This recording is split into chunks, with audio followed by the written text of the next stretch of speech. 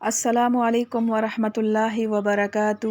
رب اشرح لی صدری ویسر لی امری واحلل عقدۃ من لسانی یفقہوا قولی۔ اعوذ باللہ من الشیطان الرجیم، بسم اللہ الرحمن الرحیم۔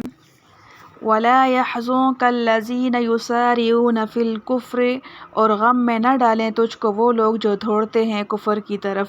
إِنَّهُمْ لَن يَضُرُّوا اللَّهَ شَيْئًا، وہ نہ بگاڑیں گے اللہ کا کچھ۔ يُرِيدُ اللَّهُ أَلَّا يَجْعَلَ لَهُمْ حَظًّا فِي الْآخِرَةِ، اللہ چاہتا ہے کہ ان کو فائدہ نہ دے آخرت میں۔ وَلَهُمْ عَذَابٌ عَظِيمٌ، اور ان کے لیے عذاب ہے بڑا۔ إِنَّ الَّذِينَ اشْتَرَوُا الْكُفْرَ بِالْإِيمَانِ لَن يَضُرُّوا اللَّهَ شَيْئًا، جنہوں نے مول لیا کفر کو ایمان کے بدلے وہ نہ بگاڑیں گے اللہ کا کچھ۔ وَلَهُمْ عَذَابٌ أَلِيمٌ، اور ان کے لیے عذاب ہے دردناک۔ وَلَا يَحْسَبَنَّ الَّذِينَ كَفَرُوا، اور یہ نہ سمجھیں کافر، أَنَّمَا نُمْلِي لَهُمْ خَيْرٌ لِأَنفُسِهِمْ، کہ ہم جو مہلت دیتے ہیں ان کو کچھ بھلا ہے ان کے حق میں۔ إِنَّمَا نُمْلِي لَهُمْ لِيَزْدَادُوا إِثْمًا، ہم تو مہلت دیتے ہیں ان کو تاکہ ترقی کریں وہ گناہ میں۔ وَلَهُمْ عَذَابٌ مُّهِينٌ، اور ان کے لیے عذاب ہے رسوا کرنے والا۔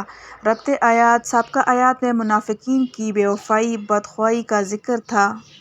مذکورہ آیتوں میں رسول اللہ صلی اللہ علیہ وسلم کی تسلی ہے کہ آپ صلی اللہ علیہ وسلم ان کفار کی حرکتوں سے رنجیدہ اور شکستہ خاطر نہ ہوں، وہ کوئی نقصان نہیں پہنچا سکتے۔ آخری آیت میں اس خیال کا جواب ہے کہ بظاہر تو دنیا میں یہ کفار پھلتے پھولتے نظر آتے ہیں، تو ان کو مقہور و مغصوب کیسے سمجھا جائے۔ خلاصہ تفسیر، اور آپ صلی اللہ علیہ وسلم کے لیے وہ لوگ موجب غم نہ ہونے چاہئیں جو جلدی سے کفر کی باتوں میں جا پڑتے ہیں، جیسے منافقین کے ذرا مسلمانوں کا پلہ ہلکا دیکھا تو کھلم کھلا کفر کی باتیں کرنے لگتے ہیں۔ جیسا کہ واقعات مذکورہ میں معلوم ہو چکا ہے، یقیناً وہ لوگ اللہ تعالیٰ کے دین کو ذرا برابر بھی ضرر نہیں پہنچا سکتے۔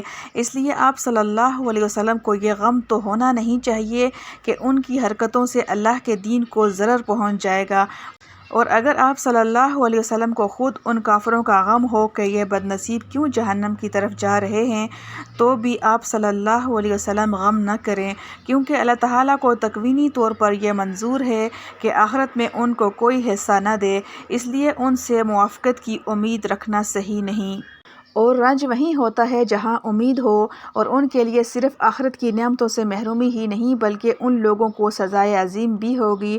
اور جس طرح یہ لوگ دین اسلام کو کوئی ضرر نہیں پہنچا سکتے، اسی طرح یقیناً جتنے لوگوں نے ایمان کو چھوڑ کر اس کی جگہ کفر کو اختیار کر رکھا ہے، خواہ منافق ہوں یا کھلے کافر، اور خواہ پاس کے ہوں یا دور کے، یہ لوگ بھی اللہ تعالیٰ کے دین کو ذرا برابر ضرر نہیں پہنچا سکتے، اور ان کو بھی پہلے لوگوں کی طرح دردناک سزا ہوگی۔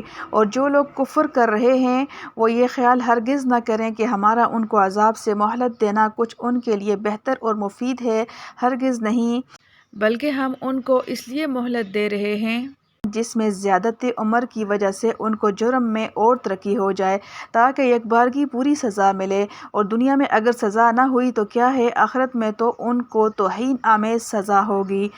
معارف و مسائل، کفار کی دنیاوی عیش و عشرت بھی در حقیقت عذاب ہی کی تکمیل ہے۔ یہاں کوئی یہ شبہ نہ کرے کہ جب اللہ تعالیٰ نے کافروں کو مہلت اور عمر دراز اور عافیت و راحت کے سامان اس لیے دیے ہیں کہ وہ اپنے جرم میں اور بڑھتے جائیں، تو پھر کفار بے قصور ہوئے، کیونکہ مقصود آیت کا یہ ہے کہ کفار کی اس چند روزہ مہلت اور عیش و عشرت سے مسلمان پریشان نہ ہوں، کیونکہ باوجود کفر و عصیان کے ان کو دنیاوی قوت، طاقت، سامان دنیا، یہ بھی ان کے عذاب ہی کی ایک صورت ہے، جس کا احساس آج نہیں اس دنیا سے جانے کے بعد ہوگا، کہ یہ دنیا کا سامان راحت جو انہوں نے گناہوں میں خرچ کیا، در حقیقت جہنم کے انگارے تھے، جیسا کئی آیتوں میں خود حق تعالیٰ نے فرمایا، انما یرید اللہ لیعذبہم بہا، یعنی کفار کے اموال اور عیش و عشرت ان کے لیے کوئی فخر کرنے کی چیز نہیں، یہ تو اللہ کی طرف سے عذاب ہی کی ایک قسط ہے جو ان کے عذاب آخرت بڑھانے کا سبب ہے۔